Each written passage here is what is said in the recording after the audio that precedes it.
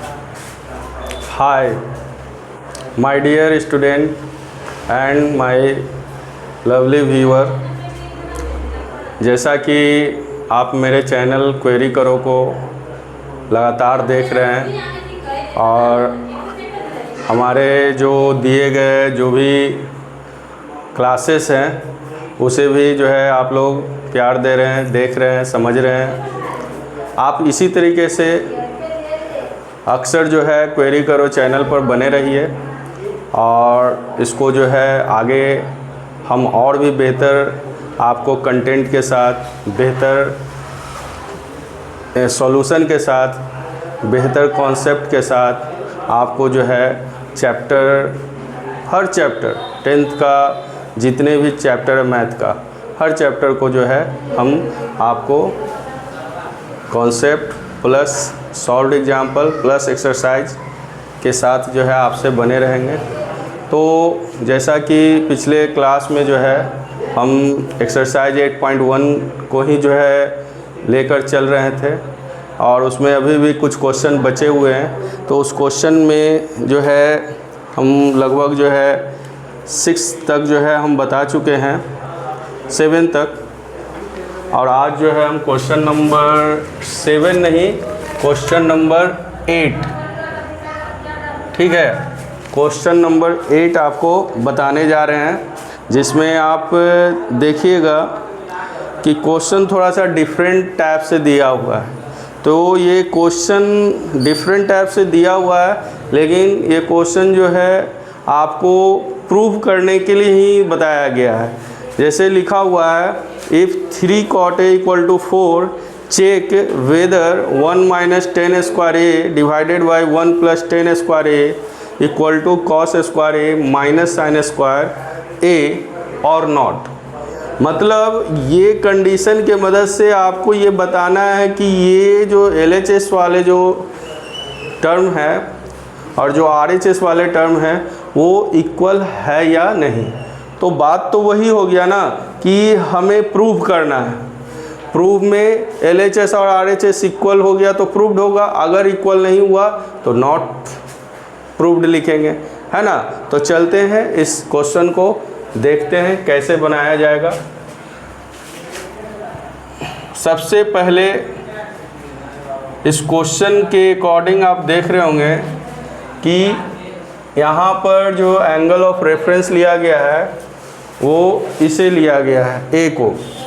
तो A को अगर एंगल ऑफ रेफरेंस लिए हैं तो उसके अकॉर्डिंग जो है ये परपेंडिकुलर होगा, ये बेस होगा और ये हाइपोटेनस होगा।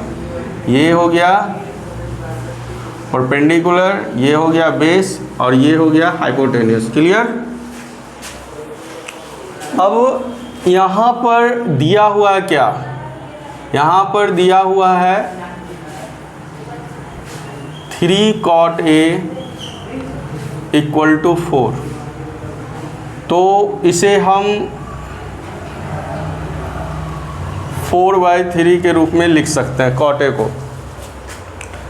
और ये रेशियो है, ये 4/3 क्या है, रेशियो है। तो रेशियो को ओरिजिनल वैल्यू बनाने के लिए हम क्या करते हैं, एक रेशनल फैक्टर k मानते हैं। और k अगर मानते हैं तो हम लोग क्या जानते हैं कि cot जो है वो अगर देखा जाए तो b और p के बीच में रेशियो एस्टेब्लिश करता है।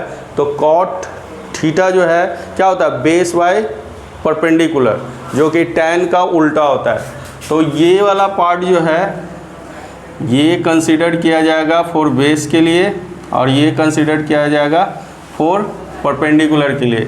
तो यहाँ पर एक काम करते हैं, बेस को हम ओरिजिनल फॉर्म में 4k लिख सकते हैं क्योंकि रेशनल फैक्टर k माना है। रेशनल फैक्टर के बारे में प्रीवियस वीडियो में हम बता चुके हैं कि ये जो है सिंपलेस्ट फॉर्म होता है रेशियो का, तो वो ओरिजिनल वैल्यू देता नहीं है। तो हम लोग क्या करते हैं, SCF से मल्टीप्लाई करते हैं और SCF ही क्या होता है, रेशनल फैक्टर होता है। तो यहाँ पर हम रेशनल फैक्टर जो है k मान लिए हैं, ठीक है।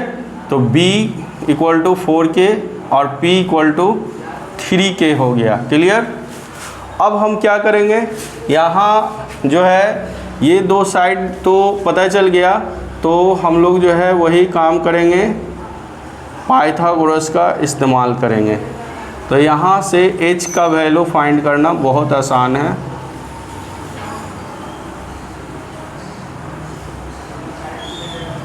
b के जगह 4k² देंगे, ठीक है।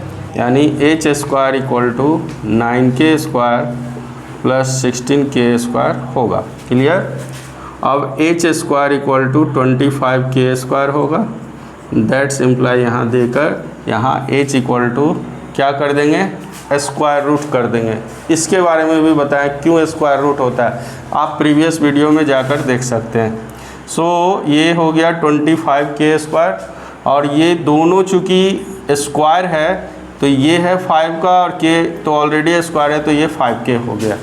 यानी हमारे पास h का वैल्यू 5k हो गया, और p का वैल्यू क्या दिया हुआ था, 3k, और b का वैल्यू 4k था। क्लियर। अब फिगर के मदद से हम आसानी से जितने भी यहाँ पर ट्रिग्नोमेट्रिक रेशियो यूज हुए हैं, पहले सबका वैल्यू हम फाइंड कर लेते हैं। तो यहाँ पर हम क्या देख रहे हैं, इस क्वेश्चन में tan a का यूज हुआ है। तो tan a तो ऑलरेडी जो है कि cot का उल्टा होता है, तो डायरेक्ट हम जो है 3/4 लिख सकते हैं। या यहाँ से अगर देखें तो p/b होता है तो 3k/4k होगा, तो k कैंसिल हुआ तो 3/4 हो गया। क्लियर। tan a हो गया आपका 3/4, और यहाँ cos a भी है, तो cos के बारे में हम जानते हैं कि बेस बाई हाइपोटेन्यूस होता है। बेस यहाँ है 4k और हाइपोटेन्यूस है 5k, तो ये कैंसिल हुआ, 4/5 हुआ। क्लियर। फिर आता है साइन a, तो साइन a के लिए हम लोग जानते हैं p/h होता है। p यहाँ देखिए 3k है और h जो है 5k है, ये कैंसिल तो 3/5 आ गया। यानी कि लगभग जो क्वेश्चन में पूछे गए ट्रिग्नोमेट्रिक रेशियो है सबका वैल्यू हमने फाइंड कर लिया। और ये इसलिए कर लिया क्योंकि जब आप जब इसको सॉल्व करने जाते हैं तो उस समय पुट कीजिएगा तो ज़्यादा परेशानी होगा, उस समय निकालिएगा तो। इसलिए पहले कोशिश कीजिए कि सारे ट्रिग्नोमेट्रिक रेशियो का वैल्यू जो है पहले ही निकाल लें और तब जो है कि सॉल्व करें। तो अब हमको करना है इसको और इसको चेक करना है कि ये इक्वल है या नहीं। तो पहले हम क्या करेंगे, LHS फाइंड करेंगे। LHS for this one, equal के पहले जो है लेफ्ट हैंड साइड, इक्वल के बाद वाले जो है राइट हैंड साइड। तो यहाँ पर LHS में दिया हुआ है 1 - tan² a divided by 1 + tan²a। तो 1 - tan² a, तो tan का वैल्यू आप देखिए यहाँ क्या है, 3/4 है, तो 3/4 का स्क्वायर लिखेंगे। सिमिलरली नीचे भी 3/4 का स्क्वायर लिखेंगे। अंतर बस है माइनस प्लस का, ऊपर में माइनस में है तो ये 1 - 9/16 होगा और ये 1 + 9/16 होगा। इसको जब आप सॉल्व कीजिएगा तो हम पहले भी बताए हैं कि अगर यहाँ पर सिर्फ होल नंबर दिया हो रहता है तो इसको फ्रैक्शन में चेंज करने के लिए हम इस तरह से नीचे 1 से डिवाइड कर सकते हैं, पहले भी बताए हैं। तो ये आपका हो गया 16, ये हो गया 9 और यहाँ 16 और प्लस 9/16, ये आ गया 16 - 9 7 और 16 + 9 25। यानी कितना आ गया LHS का वैल्यू 7/25। अब हमको RHS का भी वैल्यू फाइंड करना होगा। तो RHS में क्या दिया हुआ है, cos² a - sin² a दिया हुआ है कि नहीं। cos² a यानी cos का वैल्यू देखिए क्या है यहाँ पर 4/5 का होल स्क्वायर, साइन का वैल्यू देखिए क्या है 3/5 का होल स्क्वायर। अब इसको स्क्वायर करेंगे तो ये 16/25 होगा और ये जो है 9/25 होगा।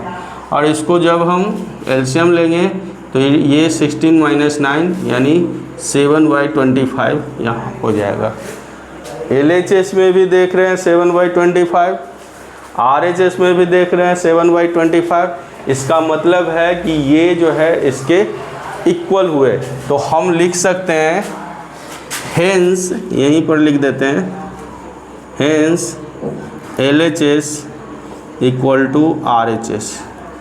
बस यही बताना है, यहाँ प्रूव्ड लिखने की ज़रूरत नहीं है। ये तब प्रूव्ड लिखते हैं जब टू प्रूव करने के लिए लिखता है, चूँकि यहाँ चेक करना है। चेक्ड भी लिख सकते हैं, प्रूव के जगह पर यहाँ चेक्ड लिख सकते हैं, चेक्ड। ठीक है, तो इस तरह से ये क्वेश्चन बनाए जाते हैं। बहुत सारे बच्चे क्या करते हैं कि इसको जो है डायरेक्ट जो है B और P मानकर भी करते हैं, तो वैल्यू जो है वही आएगा, क्योंकि हम इसमें ट्रिग्नोमेट्रिक रेशियो का ही यूज कर रहे हैं, तो वैल्यू में ज़्यादा कोई फ़र्क नहीं पड़ेगा। प्रूव में जो है आपका इधर और इधर जो है कि LHS और RHS जब हम प्रूव करते हैं तो सेम वैल्यू लेकर भी जो है बिना रेशनल फैक्टर माने हुए भी जो है इसको हम सॉल्व कर सकते हैं। इससे ज़्यादा आपको दिक्कत नहीं होगी और ना ही मार्क्स कटेंगे। लेकिन कोशिश कीजिएगा कि स्टैंडर्ड वे यही है, तो स्टैंडर्ड वे का ही फॉलो कीजिएगा। अब आप चाहते हैं तो इसे नोट डाउन कर लें। क्वेश्चन नंबर 9 को पढ़ लेते हैं। In triangle ABC right angle at B if tan A equal to 1/√3 find the value of sin A cos C plus cos A sin C। In second question cos C minus sin A sin C। तो इसमें दो question दिए हुए हैं, दोनों question जो है same pattern पर है। तो एक क्वेश्चन हम बताते हैं और दूसरा क्वेश्चन जो है आप लोग खुद बनाइएगा। समझिए कि कैसे ये क्वेश्चन बनेगा। तो यहाँ पर हम देख रहे हैं कि यहाँ पर भी जो है एक ट्रिग्नोमेट्रिक रेशियो का वैल्यू दिया हुआ है। लगभग ये जो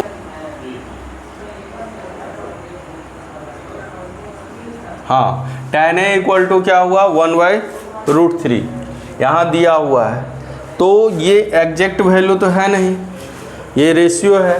तो यहाँ पर पहले हम मेंशन कर देते हैं कि it stands for P and B। So you can write here let P equal to 1 into K means K and B equal to √3K। और जैसे ही P और B मालूम चलेगा तो हमें क्या निकालना होगा, तीसरा। तो यहाँ पर H जो है नहीं दिया हुआ है, तो ये सेम चीज़ हम यहाँ पर भी करेंगे। एज वी नो दैट इतने सारे क्वेश्चन बनने के बाद आप लोग जो है एक पैटर्न को समझ ही रहे हैं कि कोई भी दो साइड दिया हुआ है तो उसके मदद से तीसरे साइड निकालने के लिए पाइथागोरस का हमेशा इस्तेमाल किया जा रहा है। और इसके मदद से जो है हम तीसरे साइड जब निकाल लेते हैं तो फिर जो है कोई भी ट्रिग्नोमेट्रिक रेशियो फाइंड करना आसान हो जाता है। तो इस सेम प्रोसेस से ही चलना है, एग्ज़ाम में भी यही काम करना है, बार बार ये प्रैक्टिस होते रहेगा।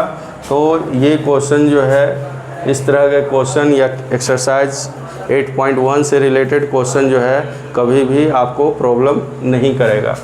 ठीक है, तो यहाँ पर हमारा जो है 4k स्क्वायर हुआ, तो h स्क्वायर इक्वल टू यहाँ पर 4k स्क्वायर है। That's imply h equal to क्या हो जाएगा √4k स्क्वायर, और ये 2k के बराबर होगा क्योंकि 4 भी स्क्वायर है, k स्क्वायर भी एक स्क्वायर है, तो 2k हो गया, पेयर में निकल गया। ठीक है, अब हमारा काम क्या है, इसमें देखना है कि sign A cos A sin C। ये थोड़ा सा जो है ना यहाँ पर क्या किया है, इस चीज़ को समझना है। यहाँ पर एंगल ऑफ रेफरेंस जो है कभी A को भी लिया है तो कभी C को लिया है। अगर A को लेते हैं तो परपेंडिकुलर ये होगा और बेस ये होगा, लेकिन C को लेंगे तो ये जो है परपेंडिकुलर हो जाएगा और ये बेस हो जाएगा। तो ये सब तो हम पहले भी बता चुके हैं, एंगल ऑफ रेफरेंस से रिलेटेड जो है कि हम वीडियो भी डाले हैं, तो उसको जो है आप समझ सकते हैं। अब यहाँ पर हम क्या करेंगे, यहाँ पर सबसे पहले जो है first sine A into cos C plus cos A into sine C. अब आप सोच रहे होंगे कि यहाँ पर जो है हम सारे ट्रिग्नोमेट्री रेशियो का वैल्यू क्यों नहीं फाइंड किए, क्योंकि यहाँ पर क्या है ना कि दो एंगल ऑफ रेफरेंस लिया गया है। तो आप दो एंगल ऑफ रेफरेंस का ज़्यादा अगर लिखना शुरू कीजिएगा तो ज़्यादा स्पेस ले लेगा। तो क्यों ना हम क्वेश्चन में ही जो है उसको एट दैट टाइम ही जो है कि हम प्लेस करेंगे। तो साइन ए यानी कि ये अगर एंगल ऑफ रेफरेंस है तो क्या होता है, साइन के लिए P बाई एच होता है। तो P क्या है, आप यहाँ से देखिए, ये क्वेश्चन के अकॉर्डिंग P जो है यहाँ पर क्या हो गया, K हो गया, और H तो कभी चेंज होगा नहीं, तो ये 2K हो गया, यानी ये 1 हो गया। फिर cos C, यानी अगर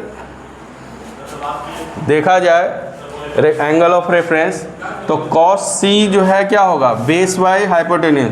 तो इसके लिए जो बेस है वो तो यही है, C के लिए बेस तो यही है, और इस साइड का वैल्यू जो है कितना दिया हुआ है, ये K दिया हुआ है, लिख देते हैं यहीं। और यहाँ जो है क्या है, √3K है, ये तो चेंज नहीं होगा, और ये जो है 2K, यानी कि ये वैल्यू तो चेंज नहीं ना हो रहा है, सिर्फ जो है इसके लिए परपेंडिकुलर ये हो जाएगा और इसके लिए परपेंडिकुलर ये हो जाएगा।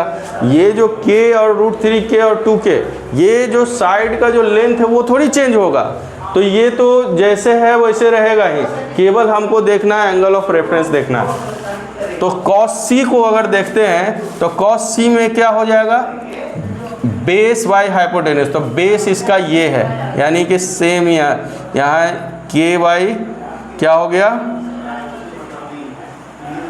2K, क्योंकि यहाँ पर हाइपोटेन्यूज जो है 2K है। अब चलते हैं cos A। cos A में बेस बाई हाइपोटेन्यूज होता है, तो बेस तो ये √3K है, और हाइपोटेन्यूज में तो कोई बदलाव नहीं होगा।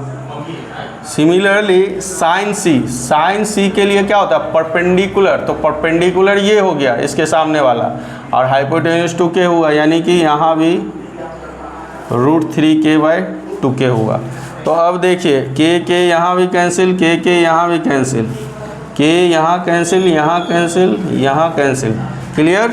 तो इसका वैल्यू क्या हुआ, 1/4, और यहाँ √3 इंटू √3 क्या होगा, ये 3 हो जाएगा, ठीक है, रूट हट जाएगा, केवल 2 बार मल्टीप्लाई होता है, तो ये भी बता चुके हैं। सो यहाँ पर आप लोग जो है एलसीएम लीजिए, 1 + 3 यानी 4/4, वैल्यू आया 1, ठीक है।